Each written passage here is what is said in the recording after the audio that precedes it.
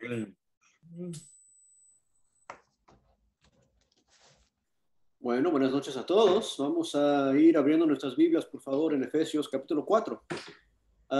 Y si han estado con nosotros desde que comenzamos esta serie, ya les adelanté que los primeros 3 capítulos son no necesariamente introducción, pero los primeros 3 capítulos son preparación para que Pablo pueda pedirle al lector, en este caso los cristianos en Éfeso y eventualmente nosotros, para que pueda pedirles lo que les escribió para pedirles.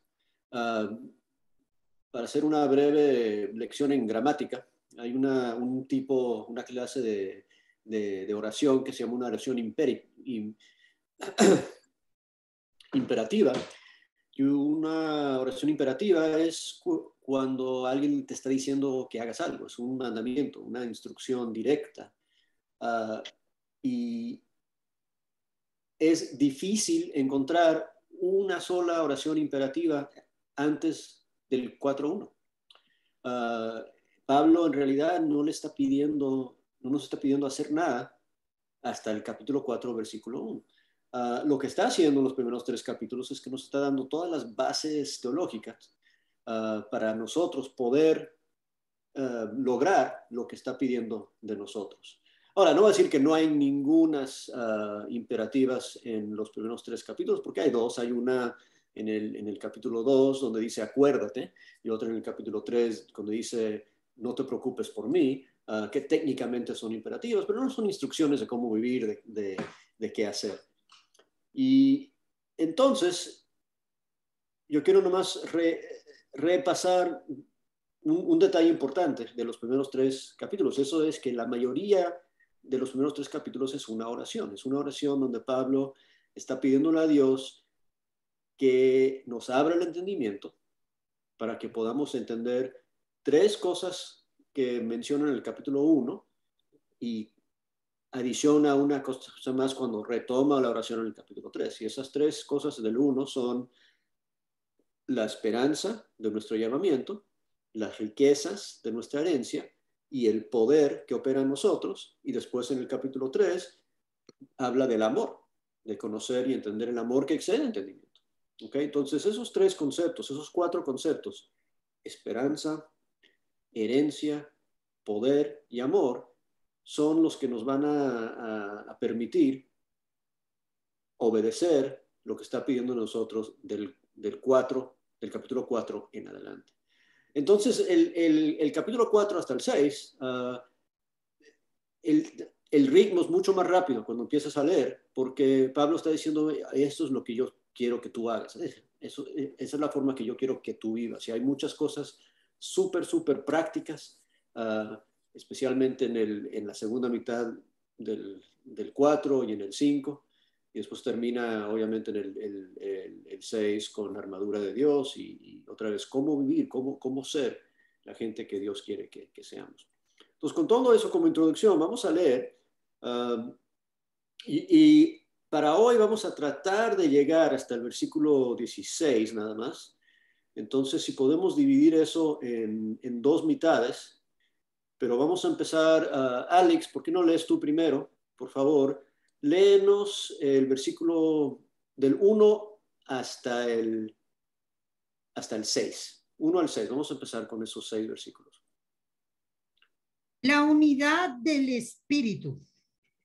Yo pues, preso en el Señor, os ruego que andéis como es digno de la vocación con que fuisteis llamados, con toda humildad y mansedumbre, soportando con paciencia los unos a los otros en amor, solícitos en guardar la unidad del Espíritu en el vínculo de la paz.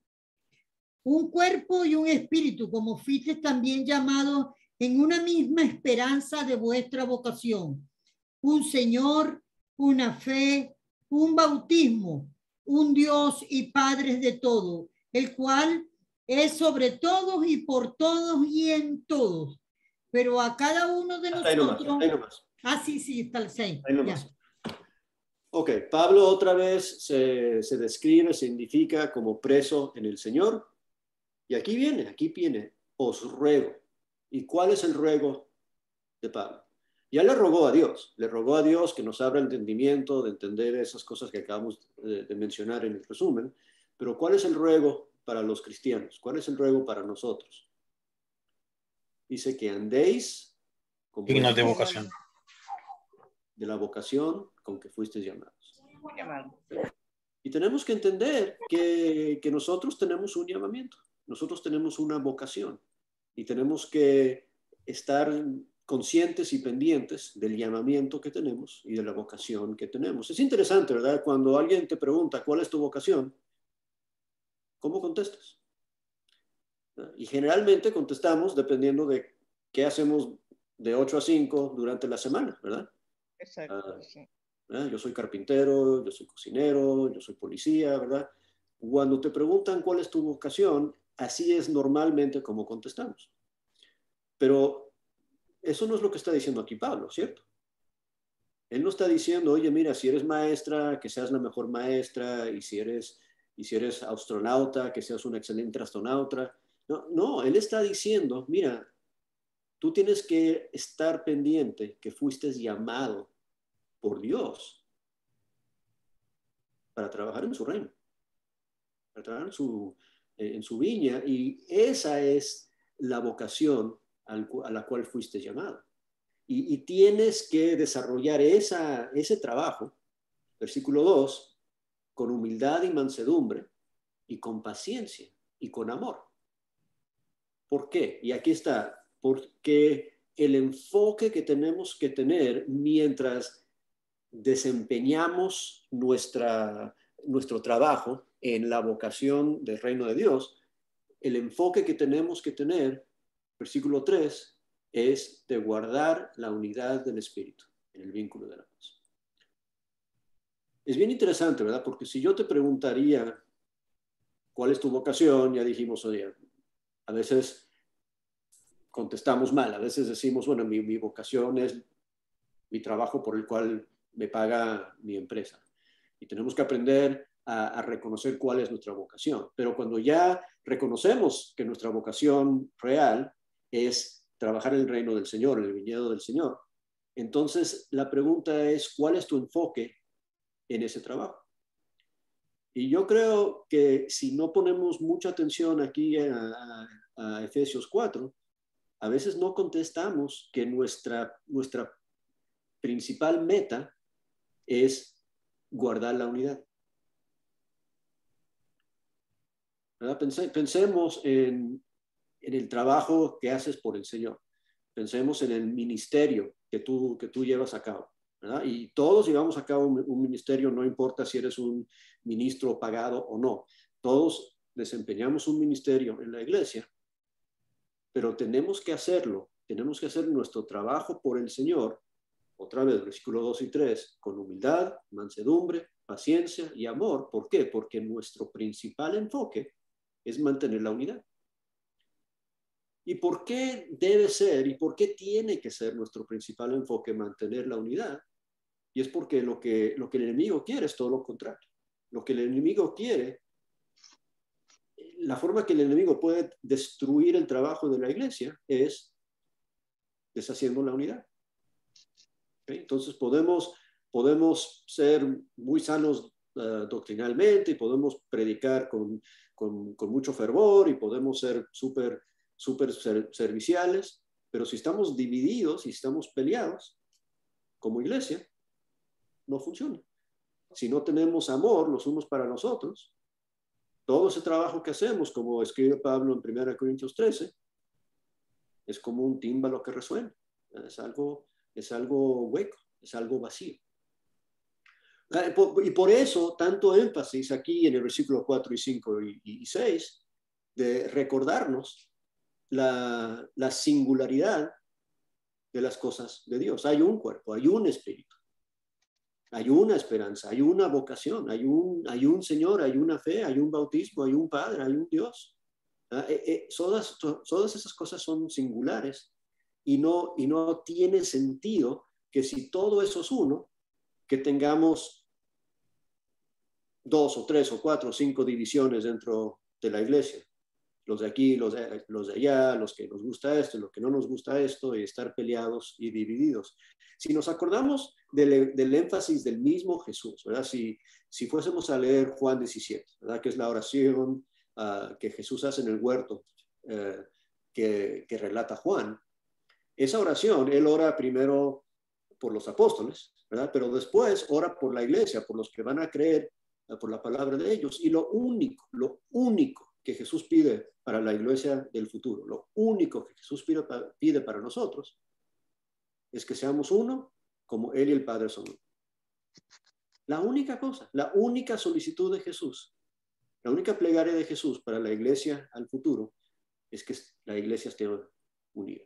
Y si ese fue el único pensamiento de Jesús, el singular enfoque de Jesús, ¿por qué tenemos que nosotros preocuparnos por otra cosa?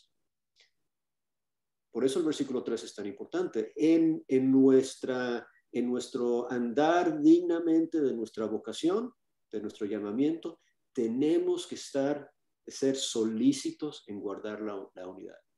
Ese tiene que ser nuestra prioridad número uno. No hay nada más importante que guardar la unidad. ¿Ok? ¿Hasta ahí estamos claros? ¿Comentarios, observaciones de algo entre el 1 y el 6?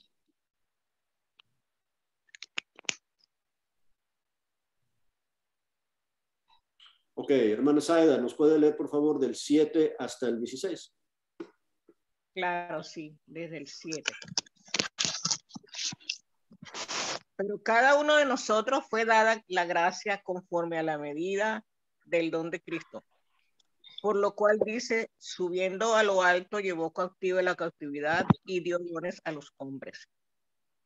Y eso de que subió, ¿qué es? Sino que también había descendido primero a las partes más bajas de la tierra. El que descendió es el mismo que también subió por encima de todos los cielos para llenarlo todo.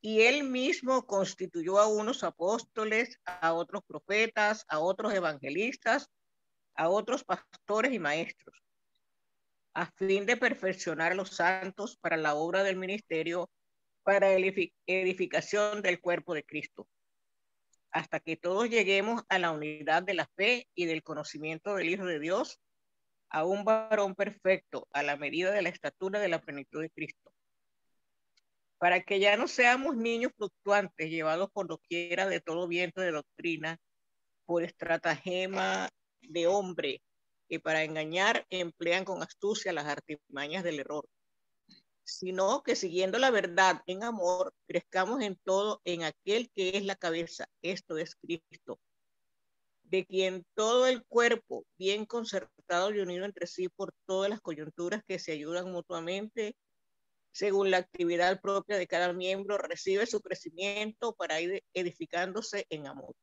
En amor. Ok, perfecto, gracias. Quiero que nos demos cuenta, antes de analizar versículo por versículo, vamos a recordarnos lo que dice el 3, ¿verdad? Solícitos en guardar la unidad.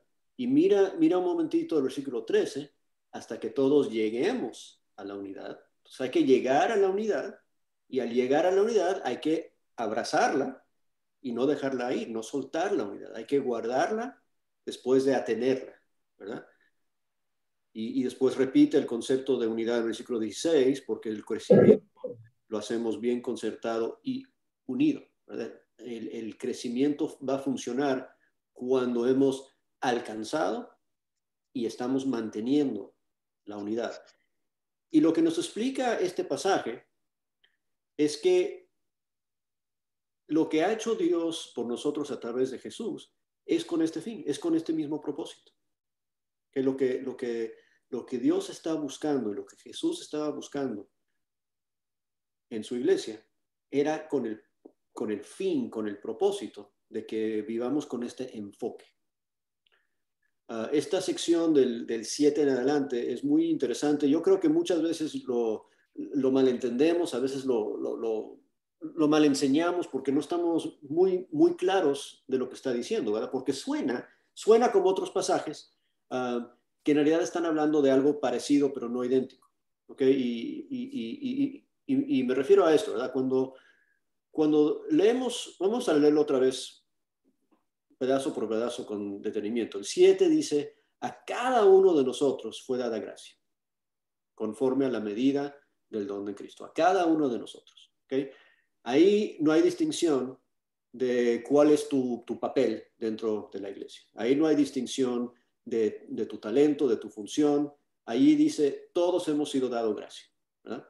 Ahí sí estamos hablando de una analogía como Pablo escribe en 1 Corintios 12, que habla del cuerpo, que tiene muchos miembros y todos tienen el mismo enfoque, ¿verdad? Y después nos dice quién es el que nos dio los dones. Habla de Cristo y nos recuerda de este viaje que hizo Cristo, ¿verdad? Él dice el que subió, es el mismo que descendió. O sea, recordarnos todo lo que tenemos que acordarnos de quién era Cristo, de dónde vino, a dónde regresó, ¿verdad? Si, por ejemplo, nos acordamos, vamos a pasar aquí y pensar un poco en el trayecto de Jesús. Lo describe perfectamente Pablo también en Filipenses 2, ¿verdad? Cuando habla que era igual a Dios, ¿verdad? Y estuvo dispuesto a soltar esa relación que él tuvo con Dios para venir al mundo, para hacerse como el hombre y para servirnos a nosotros, por debajo, dice, del hombre, por debajo de los ángeles, por debajo de todos, para servir a todos. Y después Dios lo exaltó otra vez. O sea, él estaba arriba, desciende y sube otra vez. Ese es el trayecto de Jesús, ¿verdad?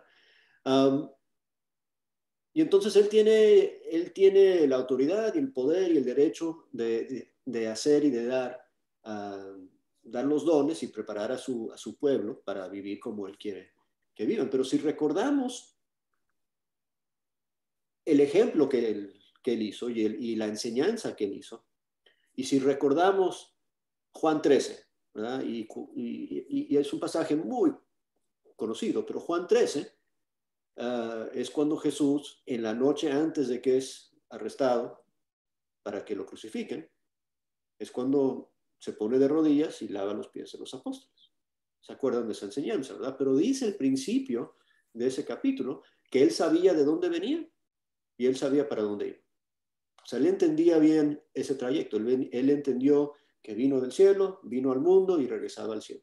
El que subió y el descendió y iba a subir otra vez. Él sabe todo eso y porque él entiende su posición y él entiende dónde va su destino final y él no tiene problemas de autoestima para hacerlo servicial, para ponerse de rodillas y lavar y servir los pies. Y después de que lo hace para los apóstoles, ¿qué les dice?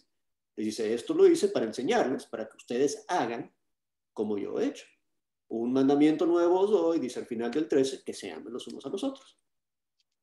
¿Okay? Otra vez, porque el enfoque de Jesús para sus apóstoles tenía que ser amor, tenía que ser unidad, porque él quería que ese fuera lo que les definía a ellos, porque eso tenía que definir la iglesia naciente del primer siglo y eso tenía que definir la iglesia del 21 siglo también. Amor y unidad. Y por eso Jesús dice, tienen que hacer lo que yo he hecho. Y Jesús lo hizo y cómo lo hizo, ¿verdad? Lo hizo sabiendo de dónde vino, de dónde había venido y para dónde iba a regresar.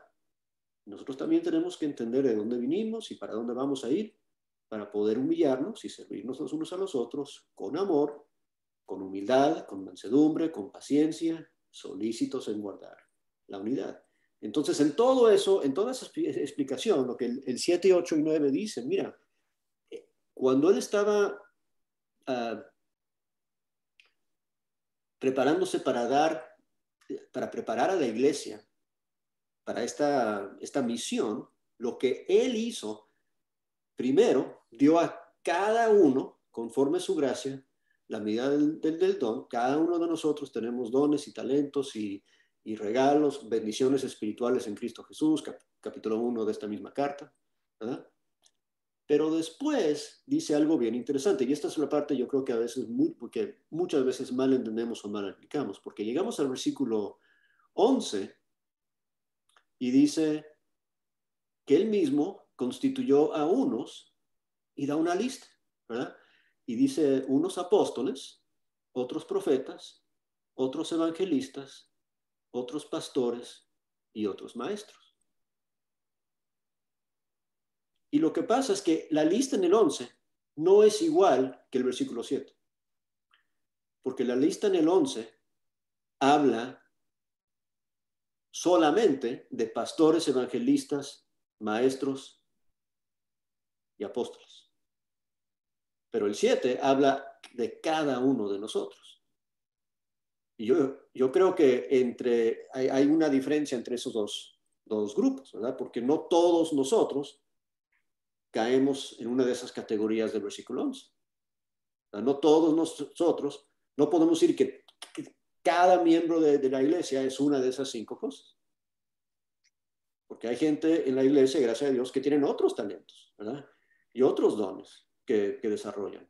Pero estos que él menciona, lo que él constituyó como profetas, evangelistas, pastores y maestros y apóstoles, específicamente, ¿qué tienen en común esas 5 cosas? Esas funciones. Que todos predican la palabra, todos van, ¿no? ¿Verdad? Todos tienen que ver con enseñanza, todos tienen que ver con impartir lo que él empezó esta carta pidiéndole a Dios en oración, que nos abra el conocimiento y el entendimiento y alumbre los ojos de nuestro entendimiento para que sepamos y conozcamos. O sea, la idea de abrir entendimiento lo va a hacer a través de estas funciones específicas. Y no todo mundo, no todos en la iglesia son para eso, ¿ok? Es más, lo dice, él constituyó a algunos para hacer estas cosas. ¿Con qué fin? Versículo 12. A fin de perfeccionar los santos para la obra del ministerio. ¿Ok? Entonces, él escogió algunos para preparar a la iglesia. ¿Ok? Él escogió algunos para preparar a los demás en la iglesia. ¿Para qué? Para lo que llama ahí la obra del ministerio, para la edificación del cuerpo singular, el cuerpo de Cristo, hasta que todos, ahí estamos todos, lleguemos a la unidad. O sea, ¿cuál es el trabajo de apóstoles, profetas, evangelistas, pastores y maestros? Es de enseñar a la iglesia cómo estar unido. De enseñar a la iglesia cómo ser solícitos en guardar la unidad del Espíritu en el vínculo de la paz. La misión de los que enseñan en la iglesia es preparar al cuerpo para estar unido. O sea, es imposible sobreenfatizar qué tan importante es eso. ¿Ah? Lo cité hace rato, pero creo que es importante que lo leamos. Vamos a regresar allá a Juan 13 hasta el 17. No lo vamos a leer todo, pero mira un versículo en Juan 13 y un versículo en Juan 17.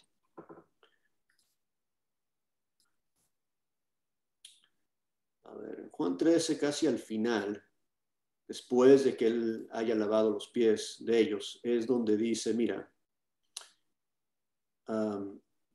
el mandamiento nuevo que les doy, eso es en el versículo 31 en adelante. Versículo 34, dice, un mandamiento nuevo os doy, que os améis unos a otros, como yo os he amado, que también os améis los unos a los otros. Y mira lo que dice el 35. En esto conocerán todos que sois mis discípulos, si tuvieres amor los unos con los otros. O sea, estaría ahí hablando con los apóstoles, ámense ustedes para que todos los demás sepan quiénes son. ¿Ok? Eso era para los apóstoles. Ahora, en el 17, Juan 17, cuando él está orando antes de que es arrestado, ora primero por los apóstoles, pero al final de la oración, dice versículo 20 de Juan 17, mas no ruego solamente por esto, sino también por los que han de creer en mí por la palabra de ellos, para que todos sean uno. Ahí está la petición de unidad, como tú, oh Padre, en mí y yo en ti, que también ellos sean uno en nosotros. Pero fíjense por qué. Para que el mundo crea que tú me enviaste. O sea, Jesús dice, el mundo no va a creer. El trabajo de evangelizar no va a funcionar si no hay unidad dentro de la iglesia. Si la iglesia no está unida, si mi pueblo no se ama, si mi pueblo no es uno, como yo y Padre somos uno, entonces el mundo no se va a dar cuenta que Jesús vino al mundo para salvarles. Nuestro trabajo de evangelizar el mundo no va a funcionar si no tenemos primero la unidad. ¿Ok? Y entonces otra vez, cuando regresamos ahí a Efesios, por eso Pablo dice, mira, hay que andar como es digno de la vocación, solícitos en guardar la unidad. Esto es tan importante que Jesús agarró a algunos de la iglesia y les dio la misión de enseñar a la iglesia cómo ser unidos, de enseñarles cómo, versículo 12, cómo hacer la obra del ministerio para la edificación del cuerpo hasta que lleguemos a la unidad. Ese tiene que ser el enfoque. Entonces, si eres maestro, si eres predicador, si eres evangelista, si eres pastor, si eres apóstol, si eres una de estas cosas, tu enseñanza tiene que ser dirigida hacia promover y enseñar cómo trabajar unidamente, cómo crecer unidamente, cómo vivir unidamente, cómo estar juntos en unidad y en amor, y cómo eso va a ser nuestra herramienta para evangelizar al mundo. ¿Ok? Y él mismo dice, en el versículo 13, hasta que todos lleguemos a la unidad de la fe y del conocimiento del Hijo de Dios, a un varón perfecto a la medida de la estatura de la plenitud de Cristo. Y ahí es bien interesante, ¿verdad? Porque lo que nos dice Pablo ahí que va a pasar, que va a suceder a la medida que vayamos creciendo, es que vamos a crecer individualmente, a ser más como Cristo, y eso es lo que va a promover la unidad. Y es algo circular, pero es casi obvio, ¿verdad? Si tú empiezas a parecerte más y más y más a Cristo, y yo empiezo a parecerme más y más y más a Cristo, entonces tú y yo nos vamos a parecer más y más y más los unos a los otros. Y va a ser más fácil, va a ser automático ser unidos, porque pensamos como tenemos la mente de Cristo, pensamos como Jesús, pero si tú no te transformas a la imagen de Jesús y yo no me transformo a la imagen de Jesús y mantenemos nuestras propias preferencias y deseos y gustos, entonces va a ser mucho más complicado conseguir la unidad. Entonces, el trabajo de enseñanza es para perfeccionar, para promover el crecimiento corporal y el crecimiento individual, ¿verdad? El crecimiento individual, ¿verdad? Versículo 13 y 14, es que cada uno vaya conociendo a Jesús, vaya creciendo a la estatura de la plenitud de Cristo, pero cuando los individuos en la iglesia crecen a ser como Cristo, entonces la iglesia se va a parecer a quién? Se va a parecer a Cristo. Y no tenemos que olvidarnos que la iglesia, según este mismo pasaje, es el cuerpo de Cristo, no los cuerpos de Cristo. No los cuerpos de Cristo, es el cuerpo de Cristo. Entonces, cuando el mundo te ve a ti, ¿qué deben de ver? Deben ver a Jesús. Y cuando el mundo ve a nosotros, a la iglesia, ¿qué deben de ver? Deben de ver a Jesús. ¿Ah? Porque yo me parezco a Jesús porque estoy siendo transformado a su imagen, y la iglesia se parece a Jesús porque la iglesia es su cuerpo. Entonces hay algo malo, hay algo que no está funcionando bien cuando el cristiano no se parece a Cristo, y hay algo que está funcionando mal cuando la iglesia no se parece a Cristo. Porque tanto el cristiano como la iglesia se tienen que parecer a Cristo. Porque la iglesia es su cuerpo y el cristiano ya no está transformado a su imagen.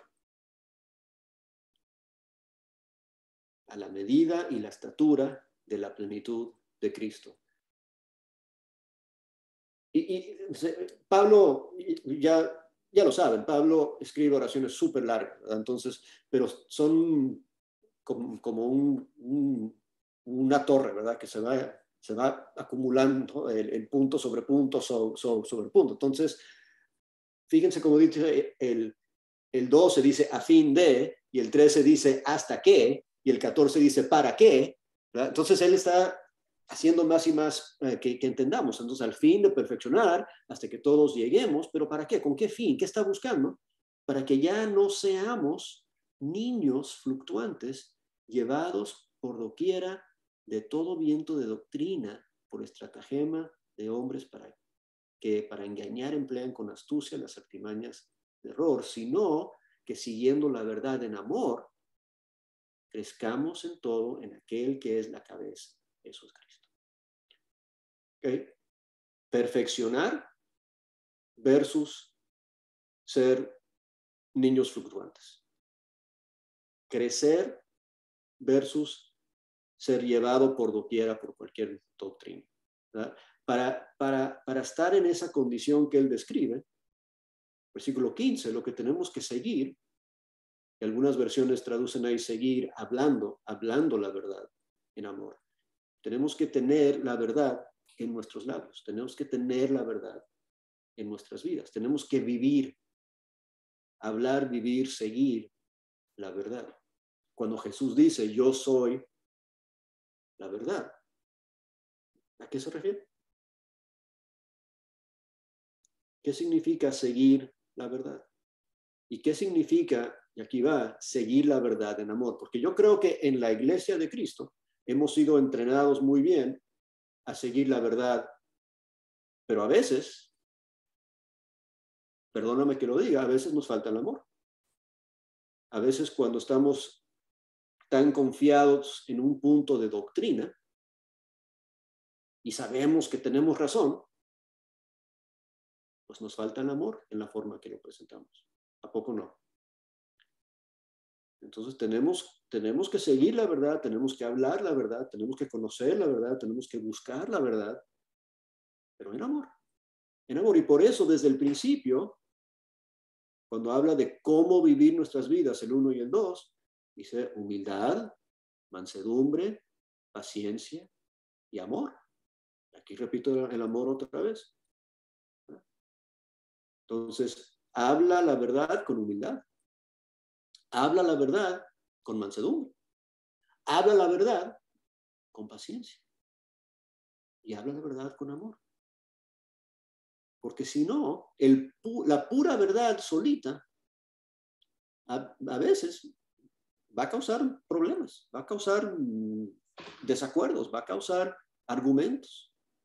Y todos los hemos vivido, ¿verdad? ¿Cuántos amigos has perdido porque tú tienes razón, pero no te expresaste bien? ¿Cuántas relaciones has dañado porque tú sabías lo que era correcto, pero no te expresaste con humildad, con mansedumbre, con paciencia y con amor? Y si se nos olvida que nuestro enfoque, nuestra prioridad es mantener, alcanzar y después guardar la unidad, vamos a fallar, no vamos a atinarle al blanco. Y aquí el blanco es conseguir llegar a la unidad y guardar la unidad. ¿Por qué? Porque queremos crecer en todo, en aquel que es la cabeza. Esto es Cristo. ¿Y qué significa que Cristo es la cabeza? Otra vez, cuando entendemos el concepto del cuerpo, ¿verdad? Pues tú eres un brazo y tú eres una pierna, y yo soy la uña del dedo chiquito, ¿verdad? Cada quien de nosotros tenemos una parte, pero la cabeza es Cristo. Y si no tienes la cabeza, el resto del cuerpo no funciona. El resto del cuerpo está muerto. Puedes cortar un brazo y seguir viviendo, pero no te puedes cortar la cabeza y seguir viviendo. ¿Okay? Tenemos que estar conectados a la cabeza. Y si estamos conectados a la cabeza, ¿quién toma las decisiones? ¿Quién manda? ¿Quién es el jefe? ¿Quién dirige el cuerpo? La cabeza. La cabeza dirige el cuerpo. Imagínate un cuerpo que no está que no trabaja con las instrucciones de la cabeza. Que este brazo hace lo que le da la gana y este brazo hace otra cosa y el pie y los pies. O sea, sería un desastre, ¿verdad? La iglesia no puede ser así. Si no estamos tomando nuestras instrucciones de la cabeza y la dirección de Jesús, el deseo de Jesús, Juan 17, lo acabamos de leer, es que seamos unidos. Si no estamos tomando nuestras direcciones de la cabeza, vamos a estar yendo en diferentes direcciones, buscando diferentes cosas, y no vamos a conseguir, no vamos a llegar a la unidad, mucho menos guardarla y mantener. Pero si estamos bien conectados a la cabeza, versículo 16 ahora, cuando habla de la cabeza que es Cristo, dice, de quien todo el cuerpo, bien concertado y unido. ¿Okay? Para que el cuerpo funcione bien, el cuerpo tiene que estar unido. Tiene que estar, claro que enchufado a la cabeza, pero también tenemos que estar conectados los unos a los otros. Bien concentrado, bien unido entre sí por todas las coyunturas que se ayudan mutuamente. ¿Okay? Y regresa a esa idea del versículo 2, ¿verdad? La ayuda mutua. Si estás realmente solícito en guardar la unidad, ¿estás pensando en lo que es mejor para ti o lo que es mejor para tu hermano y tu hermano? ¿Estás buscando tu propio bien o estás buscando ayudar al cuerpo a estar sano, estar bien conectado, bien concertado y unido? Porque todas las coyunturas se tienen que ayudar mutuamente.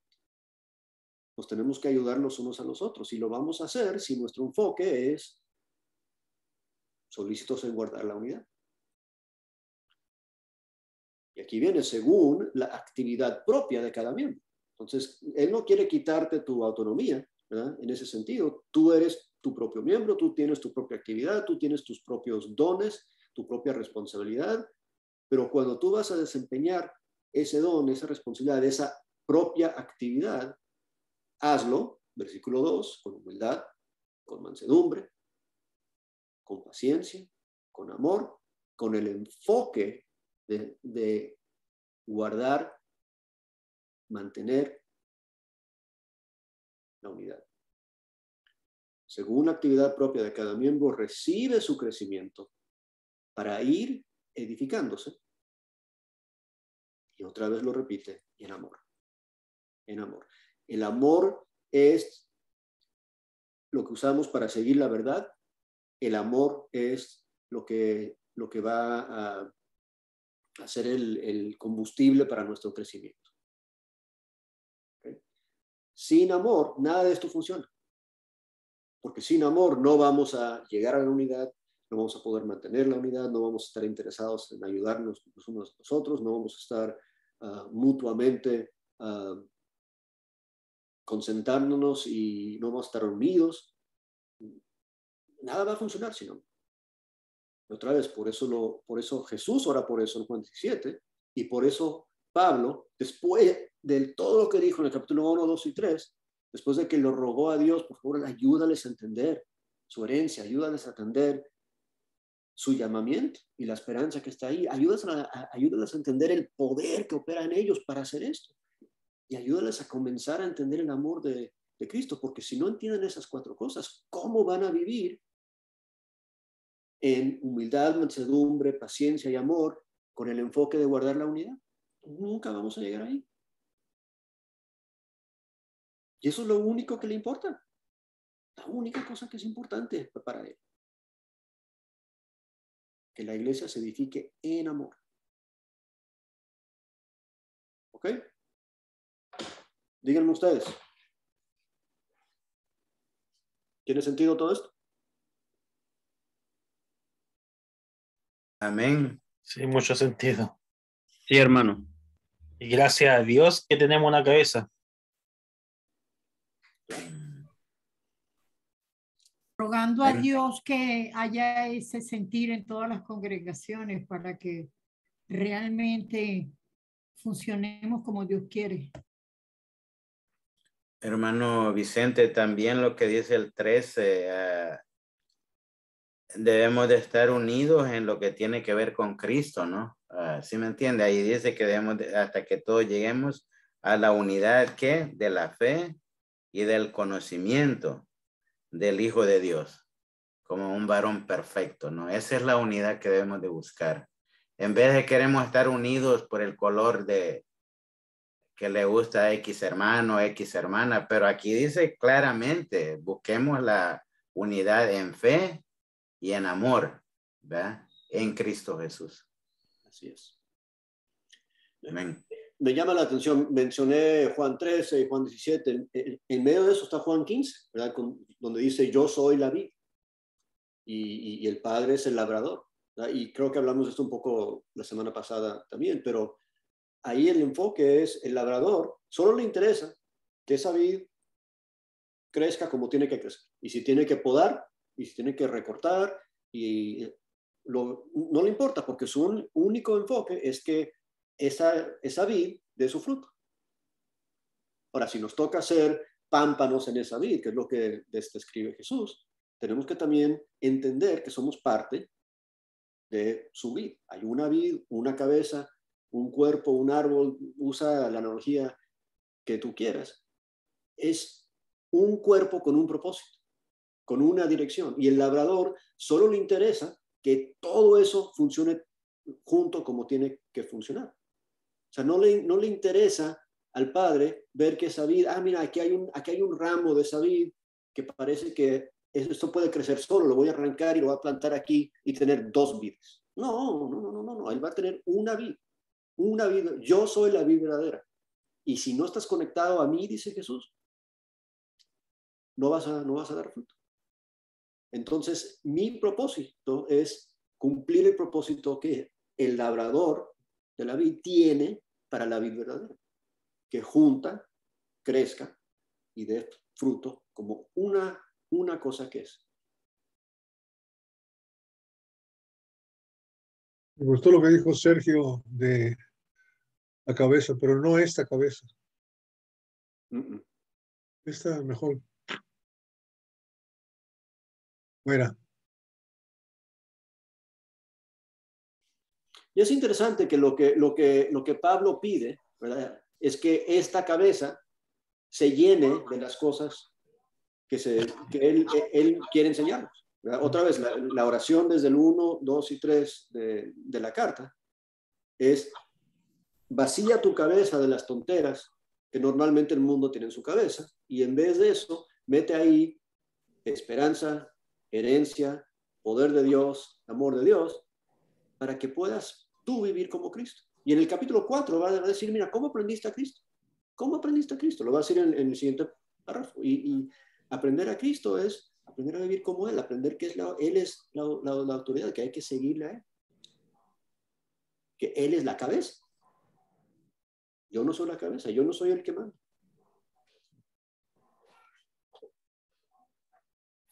Amén, hermano. Sí, es muy importante eso de la cabeza porque si no estuviera la cabeza no sabríamos qué hacer. Y podemos ver, bueno, en las iglesias denominacionales cómo están. Ellos creyendo que tienen cabeza, pero al final no la tienen. Y no sé, pues si nos vamos a ese ejemplo, lamentablemente podemos ver que no tienen cabeza y nosotros sí, pues gracias a Dios nosotros la tenemos, la conocemos y gracias a esto podemos ir creciendo. Y eso nos ayuda tanto a uno como a los demás hermanos, para que vamos creciendo todos en un mismo bloque. Es muy bueno eso, saber que tenemos una cabeza. Es un dibujo bien raro, ¿verdad? Una cabeza que tiene varios cuerpos, ¿verdad? Y así es como a veces el mundo religioso se parece, ¿verdad? Se parece o piensan, oye, mira, somos muchos y no nos llevamos bien y tenemos diferentes ideas y pensamientos y metas, pero todos tenemos la misma cabeza, pero eso sería súper raro, ¿no? Que un cuerpo con varias cabezas no puede funcionar bien.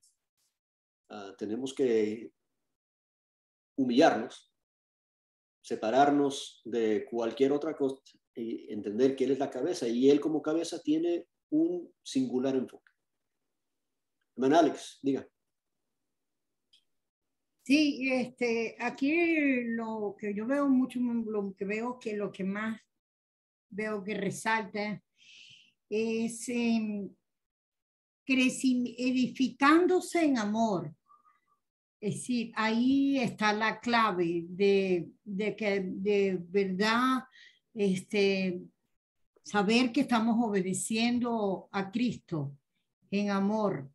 Pueden haber muy buenas clases, muy buenos pastores, muy buenos evangelistas y muy buenos maestros, pero es en el amor. Ese es el ingrediente principal que podemos decir, estamos aprendiendo de Cristo. Tiene que estar necesariamente el amor en la edificación.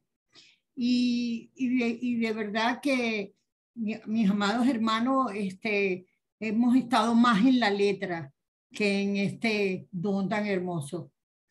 Dentro del crecimiento, hemos estado más en la letra y menos en este don. De verdad, lo veo. Pues. En este momento, estos encuentros, sabemos que lo hacemos de corazón y aquí hay una enseñanza que todos estamos con la disposición de recibir una edificación en amor y sé que la encontramos, pero tenemos que ocuparnos más del don del amor que de la letra. Gracias. Gracias, gracias. ¿Quién más? Dayana, ¿eres tú? Sí, hola, buenas noches. Hola. Estoy aquí con Leo. Bueno, yo doy gracias a Dios por estas clases. Hoy justamente en la tarde, cuando estudiábamos Romanos 12, el enfoque de Pablo allí es el mismo. Somos un cuerpo, todos unidos, y debemos, más adelante del 12:8 dice que el amor sea sin fingimiento, nos amemos los unos a los otros. Y me gusta, hoy lo estaba pensando en el 12:3, dice que cada uno piense así con cordura, conforme a la medida de la fe que Dios le repartió a cada uno. Aquí en Efesios estamos viendo conforme a la gracia que Jesús nos ha dado, ¿no?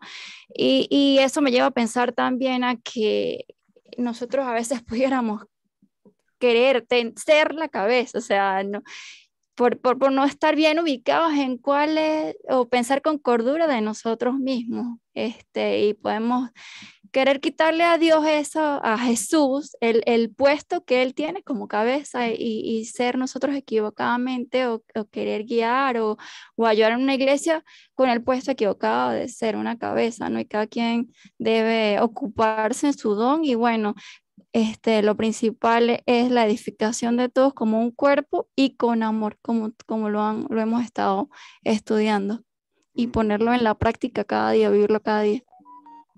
Excelente, muy bien. Yo quería también comentar, disculpen, de lo que estabas hablando de la cabeza, ¿no? Que Cristo es la cabeza, y lo semejo con el versículo Juan 15:5, donde dice que Él es la vid y nosotros somos los pámpanos, y separados de Él no podemos hacer nada, como separados de la cabeza, igual, ¿no? Entonces, verdad que me gusta mucho eso. Excelente, gracias, gracias. Buen comentario. ¿Alguien más?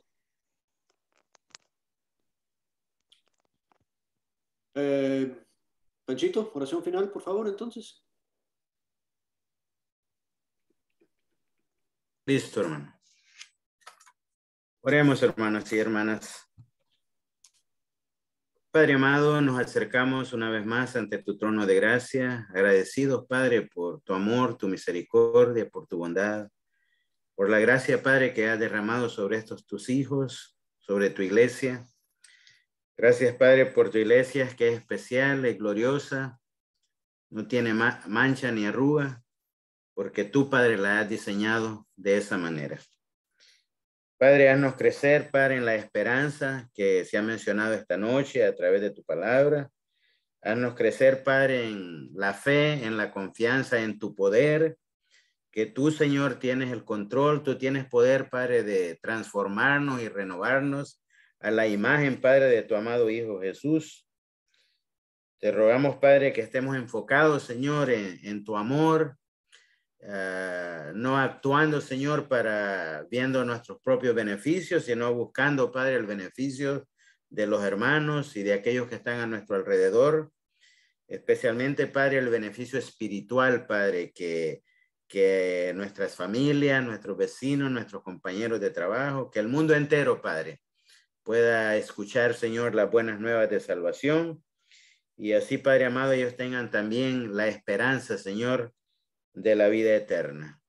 Haznos enfocarnos, Padre, como también se ha mencionado, en la herencia, Señor, que está preparada para aquellos que aman la venida de tu amado Hijo Jesús. Y gracias, Padre, porque nos has recordado una vez más, Padre, de tu Hijo Jesús, que es nuestro ejemplo perfecto. Gracias, Padre, porque Él es la cabeza y rogamos que nos llenes de ese sentimiento, de ese conocimiento, Padre, de ese entendimiento, para que dejemos, Padre, que verdaderamente, Señor, Él gobierne y Él dirija, Padre, nuestras vidas, que Él gobierne y Él dirija, Padre, nuestros pensamientos, para que de esa manera, Señor, todos podamos buscar, estemos listos, Padre, como hemos aprendido también esta noche, que estemos solícitos en guardar, Padre, la unidad del Espíritu, Señor, en el vínculo de la paz. Haznos, Padre, buscar siempre, Padre, tu verdad y compartir esa verdad, Padre, pero hacerlo en amor, Padre, como hemos aprendido, buscando, Señor, el beneficio de aquellos que escuchan tu palabra. Gracias por tus siervos, Padre, que nos instruyen a través de tu santa palabra. Gracias por utilizarnos, Padre, en una manera efectiva. Y oramos, Padre, que tú nos hagas crecer a todos nosotros para que de esa forma podamos compartir tu palabra, Señor, en una manera que tú seas el que recibas, Padre, toda honra y toda gloria. Padre, una vez más mencionamos, no por nombre, pero mencionamos en general a todos que se escribieron sus nombres en esta lista al principio de esta reunión. Hacemos una rogativa una vez más por ellos, que tú te manifiestes en estos tus hijos, en estos nuestros familiares, y que proveas la sanidad completa para ellos, Padre. No solamente la sanidad física, Padre, pero especialmente, Señor, la sanidad espiritual, la sanidad del alma, del espíritu, que es lo que permanece para siempre. Padre amado, gracias una vez más por todas tus bondades, Señor, para con tu iglesia. Te damos las gracias por todo en el nombre poderoso de tu Hijo amado, nuestro Señor y Salvador, Cristo Jesús. Amén. Amén. Amén. Amén.